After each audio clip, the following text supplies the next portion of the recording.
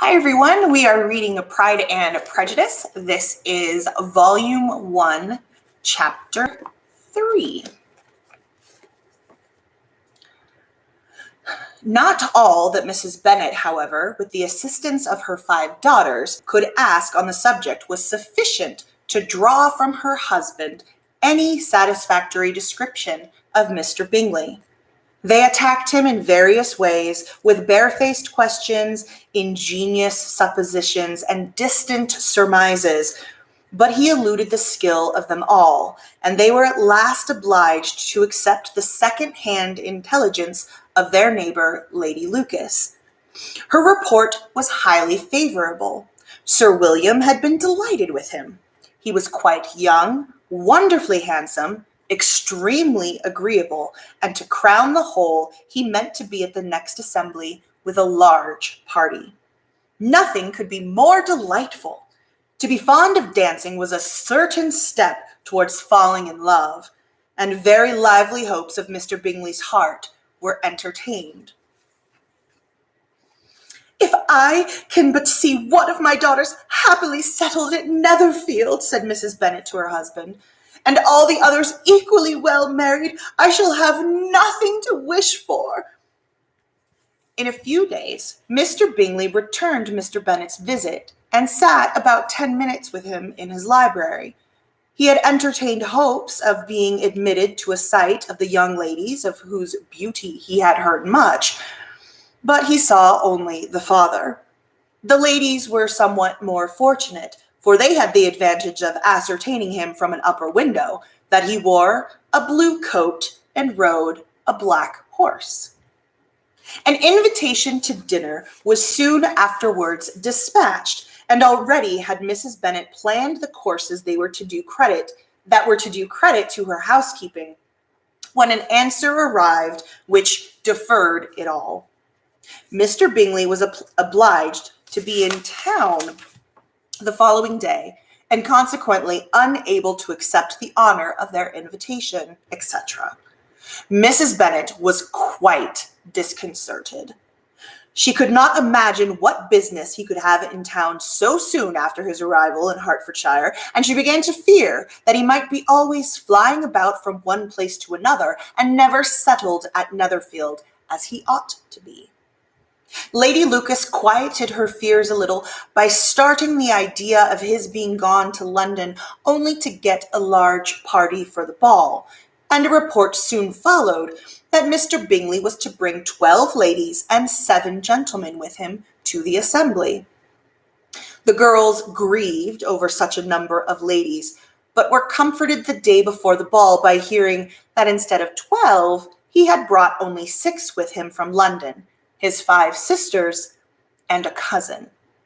And when the party entered the assembly room, it consisted of only 5 altogether: Mr. Bingley, his 2 sisters, the husband of the eldest, and another young man. Mr. Bingley was good-looking and gentlemanlike. He had a pleasant countenance and easy, unaffected manners. His sisters were fine women with an air of decided fashion. His brother-in-law, Mr. Hurst, merely looked the gentleman, but his friend Mr. Darcy soon drew the attention of the room by his fine, tall person, handsome features, noble mien, and the report, which was in general circulation within 5 minutes after his entrance, of his having 10,000 a year. The gentlemen pronounced him to be a fine figure of a man. The ladies declared he was much handsomer than Mr. Bingley, and he was looked at with great admiration for about half the evening, till his manners gave a disgust which turned the tide of his popularity, for he was discovered to be proud, to be above his company, and above being pleased. And not all his large estate in Derbyshire could then save him from having a most forbidding, disagreeable countenance, and being unworthy to be compared with his friend. Mr. Bingley had soon made himself acquainted with all the principal people in the room. He was lively and unreserved, danced every dance, was angry that the ball closed so early, and talked of giving one himself at Netherfield. Such amiable qualities must speak for themselves. What a contrast between him and his friend. Mr. Darcy danced only once with Mrs. Hurst and once with Miss Bingley, declined being introduced to any other lady, and spent the rest of the evening in walking about the room, speaking occasionally to one of his own party. His character was decided. He was the proudest, most disagreeable man in the world, and everybody hoped that he would never come there again. Amongst the most violent against him was Mrs. Bennet, whose dislike of his general behavior was sharpened into particular resentment by his having slighted one of her daughters. Elizabeth Bennet had been obliged by the scarcity of gentlemen to sit down for 2 dances, and during part of that time Mr. Darcy had been standing near enough for her to overhear a conversation between him and Mr. Bingley, who came from the dance for a few minutes to press his friend to join it. "Come, Darcy," said he, "I must have you dance. I hate to see you standing about by yourself in this stupid manner. You had much better dance." "I certainly shall not. You know how I detest it, unless I am particularly acquainted with my partner. At such an assembly as this, it would be insupportable. Your sisters are engaged, and there is not another woman in the room whom it would not be a punishment to me to stand up with."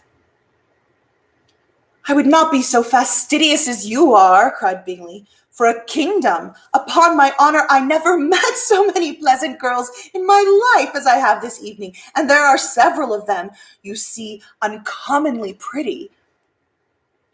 "You are dancing with the only handsome girl in the room," said Mr. Darcy, looking at the eldest Miss Bennet.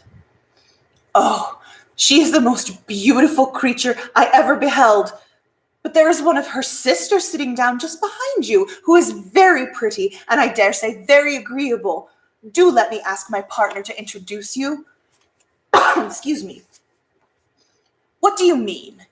And turning round, he looked for a moment at Elizabeth, till, catching her eye, he withdrew his own and coldly said, "She is tolerable, but not handsome enough to tempt me, and I am in no humor at present to give consequence to young ladies who are slighted by other men. You had better return to your partner and enjoy her smiles, for you are wasting your time with me." Mr. Bingley followed his advice. Mr. Darcy walked off, and Elizabeth remained with no very cordial feelings toward him. She told the story, however, with great spirit among her friends, for she had a lively, playful disposition which delighted in anything ridiculous. The evening altogether passed off pleasantly to the whole family. Mrs. Bennet had seen her eldest daughter much admired by the Netherfield party. Mr. Bingley had danced with her twice, and she had been distinguished by his sisters. And she had been distinguished by her sisters. By his sisters, excuse me. Jane was as much gratified by this as her mother could be, though in a quieter way. Elizabeth felt Jane's pleasure. Mary had heard herself mentioned to Miss Bingley as the most accomplished girl in the neighborhood, and Catherine and Lydia had been fortunate enough to be never without partners, which was all that they had yet learnt to care for at a ball. They returned, therefore, in good spirits to Longbourn, the village where they lived, and of which they were the principal inhabitants. They found Mr. Bennet still up. With a book he was regardless of time, and on the present occasion he had a good deal of curiosity as to the event of an evening which had raised such splendid expectations. He had rather hoped that all his wife's views on the stranger would be disappointed, but he soon found that he had a very different story to hear. "Oh, my dear Mr. Bennet," as she entered the room, "we have had a most delightful evening, a most excellent ball. I wish you had been there. Jane was so admired, nothing could be like it. Everybody said how well she looked, and Mr. Bingley thought her quite beautiful and danced with her twice. Only think of that, my dear. He actually danced with her twice, and she was the only creature in the room that he asked a second time. First of all, he asked Miss Lucas. I was so vexed to see him stand up with her, but however, he did not admire her at all. Indeed, nobody can, you know, and he seemed quite struck with Jane as she was going down the dance. So he inquired who she was and got introduced and asked her for the two next. Then the two third he danced with Miss King, and the two fourth with Maria Lucas, and the two fifth with Jane again, and the two sixth with Lizzie and the Boulanger. I think that's how you say it. And that makes it. If he had had any compassion for me, cried her husband impatiently, he would not have danced half so much. For God's sake, say no more of his partners. Oh, that he had sprained his ankle in the first dance. Oh, my dear, continued Mrs. Bennet, I am quite delighted with him. He is so excessively handsome, and his sisters are charming women. I never in my life saw anything more elegant than their dresses. I dare say the lace upon Mrs. Hurst's gown. Here she was interrupted again. Mr. Bennet protested against any description of finery. She was therefore obliged to seek another branch of the subject, and related, with much bitterness of spirit and some exaggeration, the shocking rudeness of Mr. Darcy. But I can assure you, she added, that Lizzie does not lose much by not suiting his fancy, for he is a most disagreeable, horrid man, not at all worth pleasing, so high and so conceited that there was no enduring him. He walked here and he walked there, fancying himself so very great. Not handsome enough to dance with. I wish you had been there, my dear, to have given him one of your set-downs. I quite detest the man. And that is the end of chapter 3. Chapter 4 coming soon. Bye.